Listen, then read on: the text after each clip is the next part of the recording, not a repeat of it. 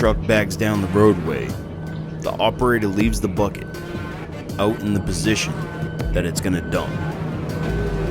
This allows the driver to understand where the operator wants him positioned on site.